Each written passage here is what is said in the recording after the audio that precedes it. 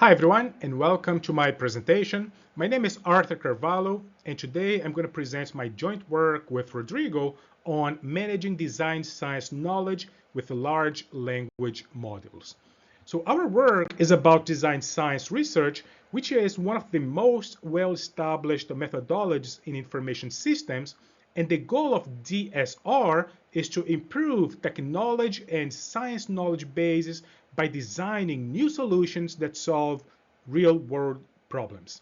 Now, with that being said, as part of that process of applying design science, we usually come up with design knowledge descriptors, things such as design requirements, design principles, or design features.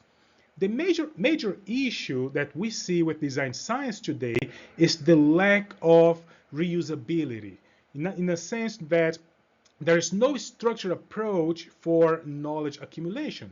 So folks are just proposing new design principles and requirements without looking at what others did before. So which means reusing DKDs is actually rare in practice. And our cumulative knowledge tradition in information systems is rather lost because of that.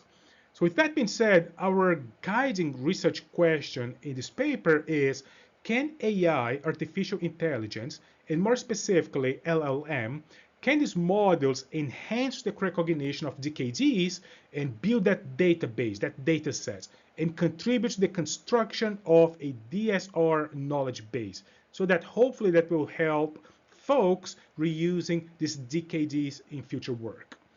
Now, with that being said, this is a very exploratory work and ongoing research. In our exploratory work, we performed 3 experiments using 2 LLMs. These were the 2 most advanced LLMs at the time we performed the experiments. That was GPT 3.5 and GPT 4. And OpenAI at that point in time only allowed us to store and query up to 20 files. So again, our experiment was quite limited in nature because our data set of papers, our knowledge base, could only have 20 papers. With that being said, we selected a lot of papers, but we ended up restricting our data set with 6 papers from Business Information Systems Engineering, a very popular journal when it comes to design science research work, and 14 papers published in the Design Science Research Conference. Now, let me explain the experiments we performed. The first experiment was to understand if LLMs can solve our main problem, if they can store these articles and retrieve information spread across all the articles simultaneously. So that was a first experiment. Just to give an idea how complex that task is, think about the sample prompt. List the titles of all articles that contain any design requirements about documents and knowledge management.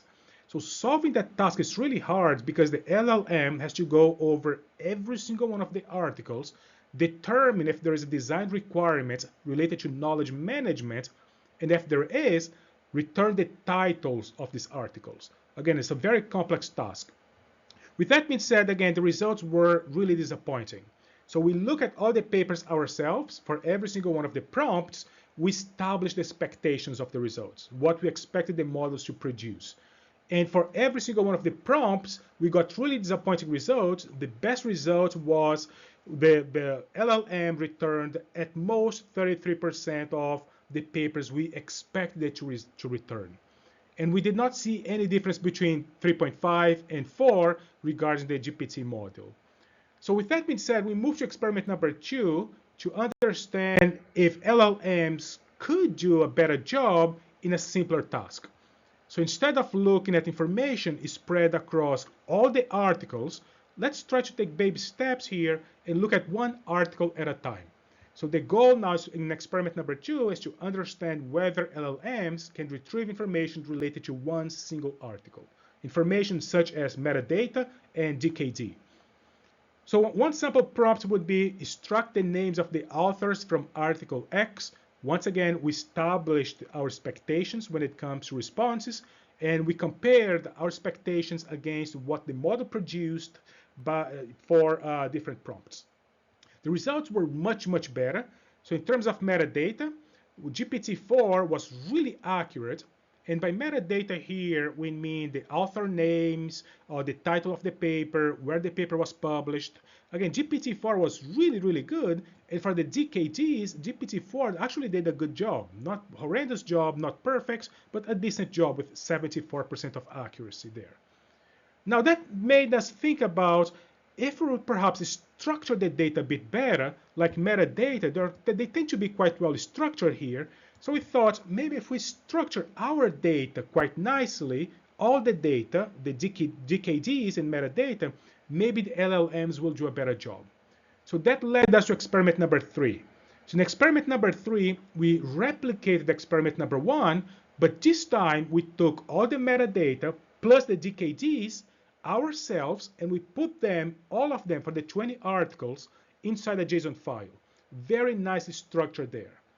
So the results here, we expect the results to be much better because we removed a lot of unnecessary information and left only the structured information. However, the results were quite disappointing here. For the same prompts in experiment number 1, again, we obtained incomplete answers, but this time GPT-4 performed much better than GPT 3.5.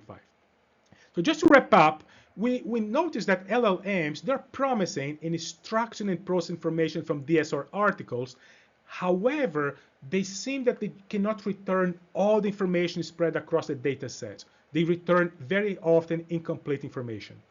So for the future, what we're trying to do now is to use newer models, more powerful models that came recently. We want to define more formal agent approach, and we want to try new prompt engineering techniques, such as few-shot prompting. Okay, and that's it for my presentation, and thank you so very much for listening.